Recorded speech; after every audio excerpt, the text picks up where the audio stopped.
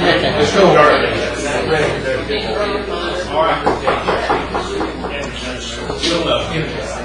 We'll get started again. As the old farmer said, we're in the short road, so let's finish up here. Don't leave anything out. I think we're down to, we already did the revenue discussion. If there's nothing else on the regular part of the budget, we did have Derek presentations about the fire departments, or is there something else you want to do? No, sir, just real quick, the transfer to debt service is down 1.1 million from fiscal year 13-14, and that again rounds out our budget. And just to sum up the budget as proposed, $45,521,122, 29% fund balance. We retain our service level. We keep our funding focused on the priority areas that we've shown over time are the core areas here in Macon County. There is no tax increase, and again, we level of service that we can operate at and that's sustainable. And with the suggestions you've made today and the things we've talked about, I think that we can realistically and sustainably incorporate some of those suggestions. And that comes at the hard work, and again, I can't say enough about the department heads and the people that work in Macon County. We have some good people, and they really worked with me during this process, and I can't say enough about it. So that's all I have, Mr. Chairman. Thank you. I appreciate the time. Again, you've done an excellent job, all of it, and I don't think any of the things that came up today, we'll speak there about. I think the consensus would probably be we're not for adding anything to the budget. I think we're kind of moving things around a little bit to possibly accommodate some of those things that you bring us back what you think makes sense. We'll go from that. We've got two of our fire departments. Mr. Manning? Yes, sir. We have Clark Chapel and Mountain Valley. Okay. Clark Chapel. Who's your representative, Clark Chapel? We're already here. I'm turning there. Matt. First of all, I'd like to say thank you. It's good opportunity to be here. Introduce Nathan's my assistant fire chief, and he's the chairman of the board of directors. So he's the one who's supposed to with all the numbers and all that. But Clark Chapel celebrated its 40th year celebration a couple weeks ago, and we'd like to extend our gratitude. So thank you for Ronnie for coming and present the flag for the fire department. And Jimmy, thank you for being our liaison. It's good to have people you can talk to, and somebody will listen. Sometimes even things you don't need anything to do, somebody listen. But Clark's Chapel Fire Department is currently serving 7,000 residents, providing protection to 177 commercial properties. We currently have 34 volunteer firefighters and 1 paid firefighter. 13 of our firefighters carry a degree of some sort of medical certification that allows us to do first responder calls. As you know, the call volumes, even through emergency management and firehouses and sheriff's offices, are always going up. Our current average is 400 calls per year. You say, well, 400 calls a year, you might think it's low or high. Compare us to Auto. Us and Auto are in the same, very similar call volume from year to year. With the exception of this quarter, first quarter of 2014, we've also seen an increase over the 400. We were on 114 fire calls through March 31st. Several of those being structure fires for some reason. This little brief history, Clark Chapel's, our fire department has earned the ISO rating of 6, which provides thousands of dollars in savings and reduced insurance premiums to our current residents and business owners. Flipping over to our budget summary.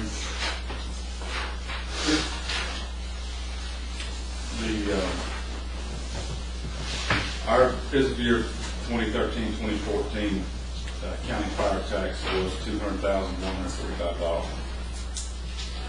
After going through the numbers and looking at everything on a 5-year contingency, our 5-year plan for repair and replacement of some stuff that's 20 years, 25 years old, we're in that. We have 14 outdated air packs, that are 20 years old, 15 years old. They are still usable.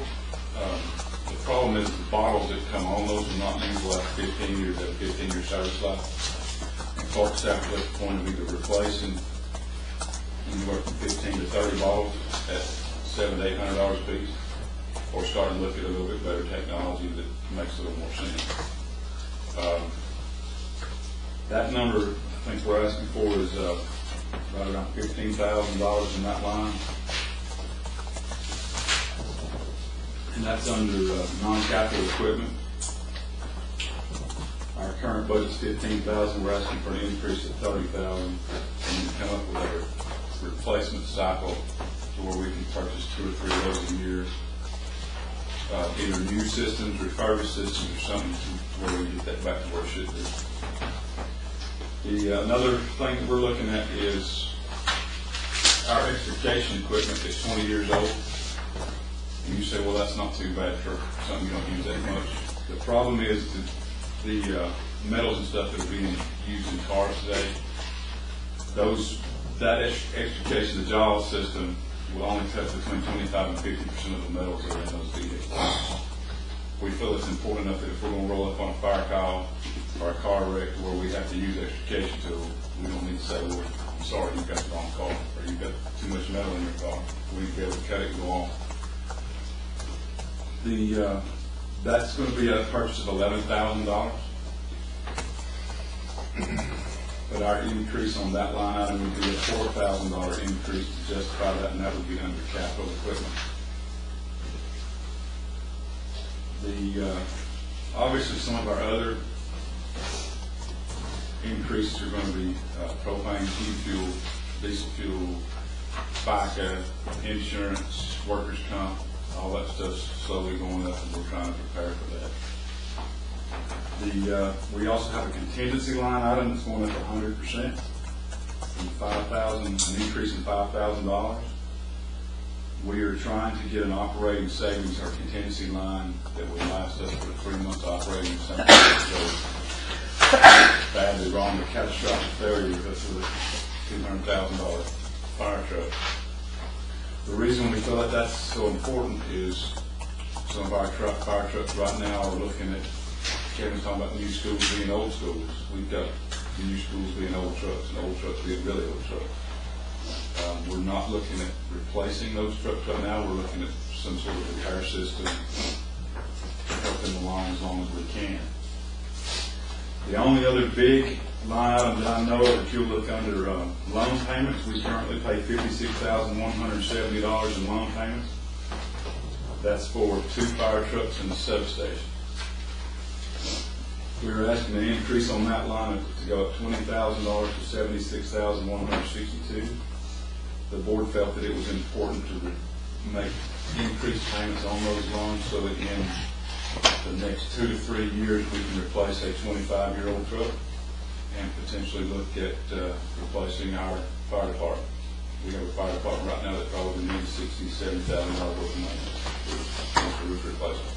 So your increased debt service is not to purchase new equipment. It's to pay off what we have so that we can so we don't have to come back to years and ask for another increase. We think it's important to go ahead and pay off down what we have and then start over and start rebuilding the cycle.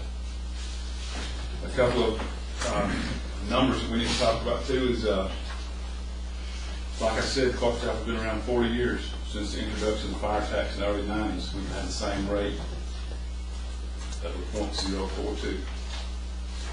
To make all these numbers work out, you can look over, we're looking at requesting a 0.049, or I'm sorry, 0.059. So for every $100,000 in insurance, or I'm sorry, for every $100,000 value on a home, you'll be paying $17 more a year in tax. A couple of interesting things that we've also done to gain support in the community is we've talked to the community club and got a confirmation from Mr. Sutton that we will have full support in a letter from them to say that they're in support of that. We advertise through Franklin Press and Facebook, our social media pages, we would have a public hearing to discuss the proposed increases and fill out.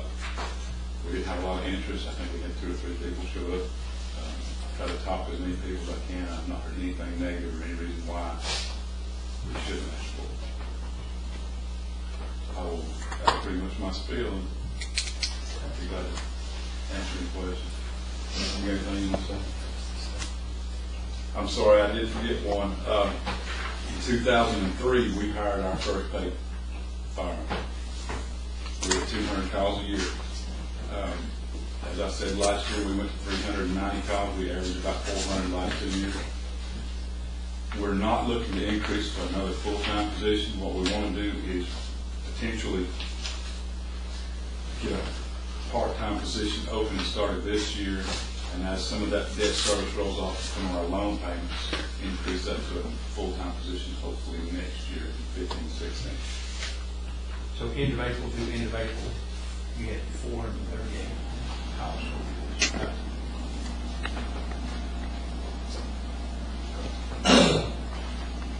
Any questions, Mr. Mason?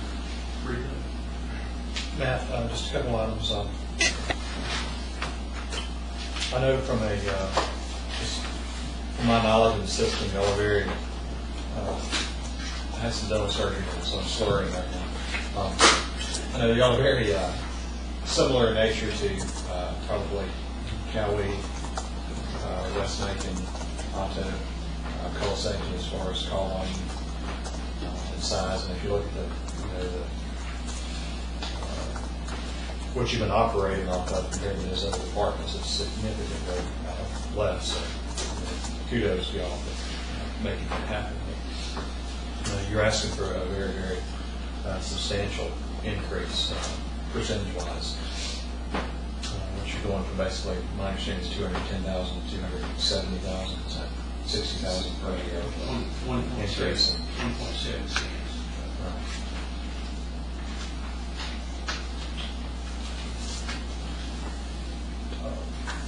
I don't have my book in front of me, so sorry for being ill-prepared, but what are the tax rates in those other departments right now?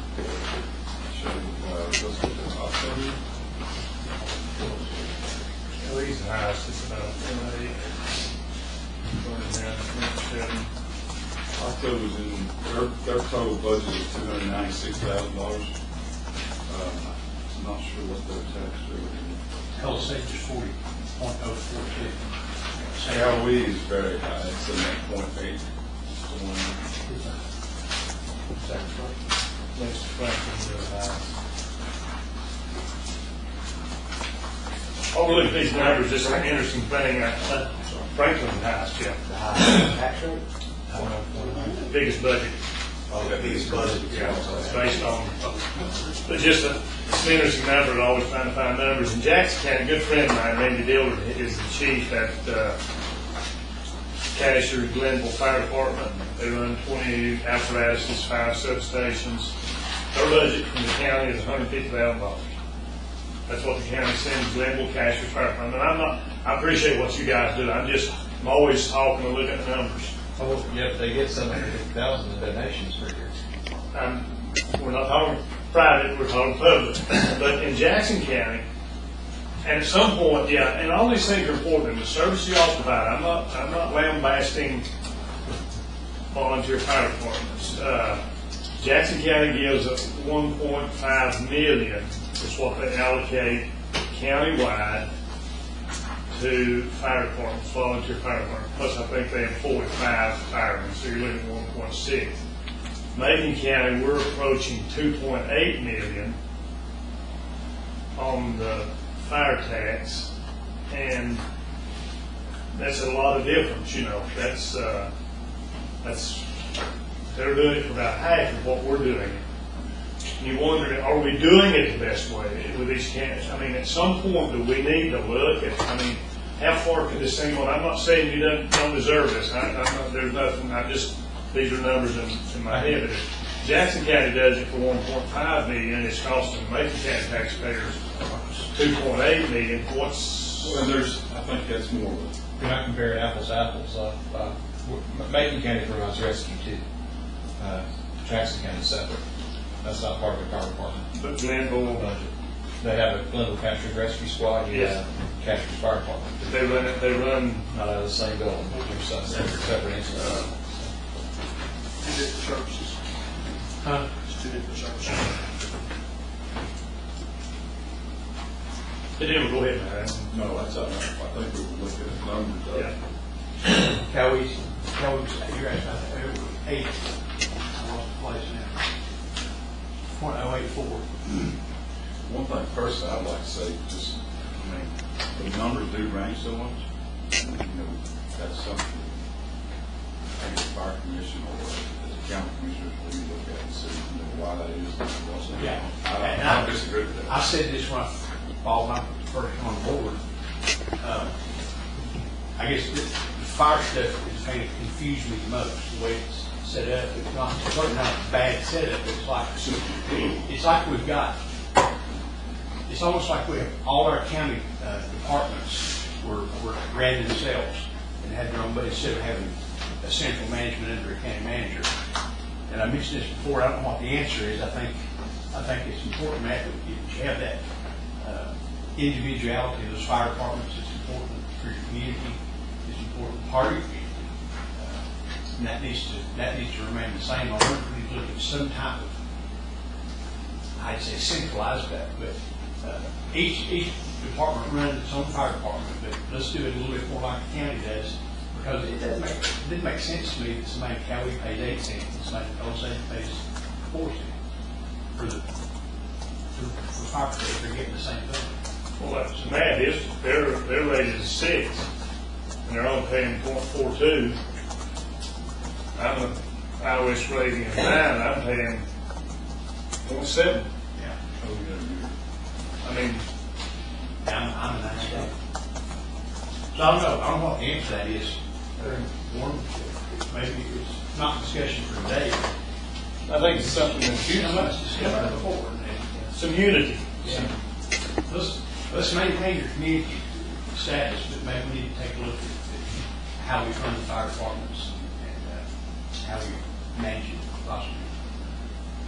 Usually your first step on those processes is look at your purchasing agreements. You know, they're wanting to buy air packs, we want to buy air packs, they don't want to buy air packs.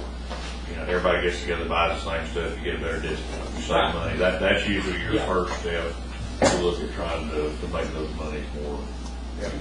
But that would be the first thing I would look at. Well, maybe we need to start looking at that. That's something maybe. I'll get with Warren on that. I already have Give a proposal typed up to try and handle that. I just haven't had an opportunity to sit with Warren about it. Pretty much one air package is looking at $6,000. Yeah.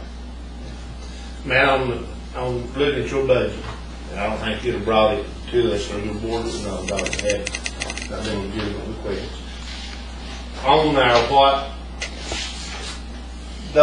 we had this, I think we had a conversation, was it in October, 2 years ago, about these tanks.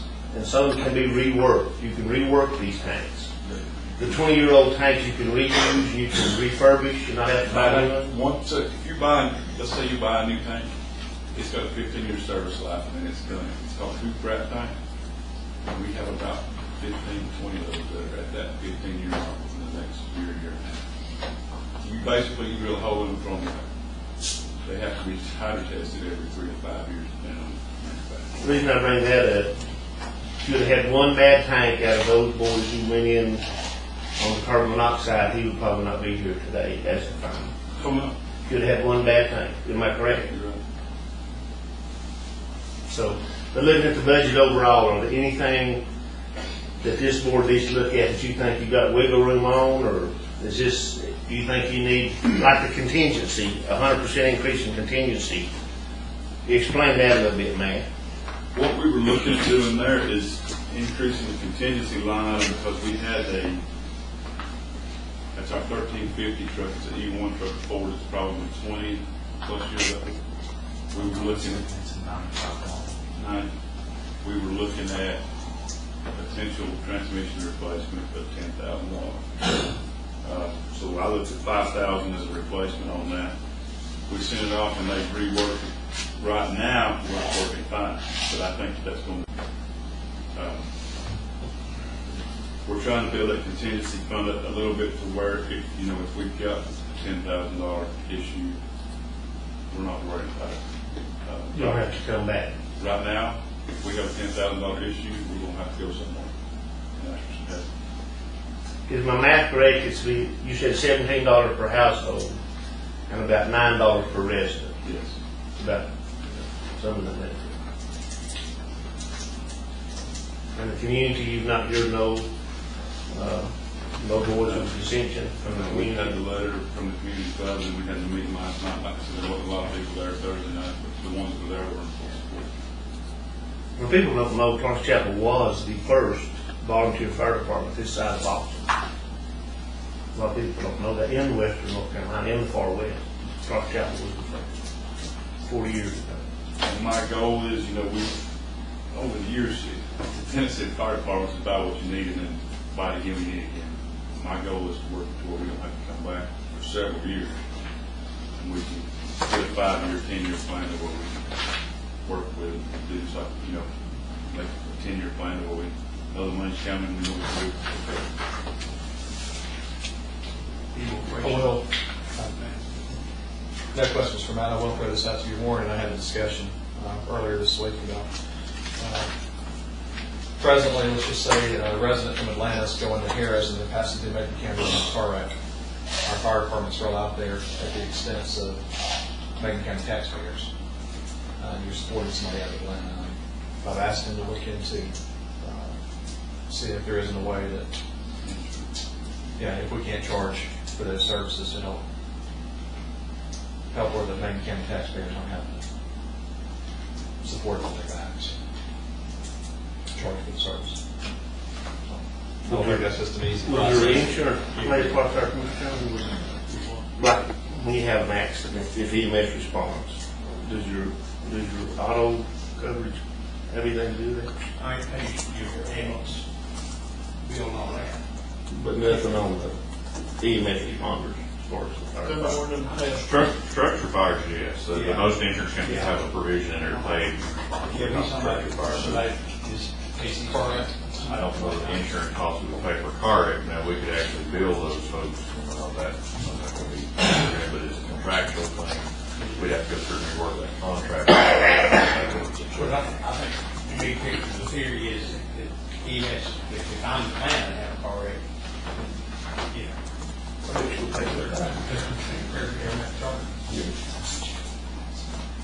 Anything else? And then you come. Thank you, Nate. Thank you, Nate.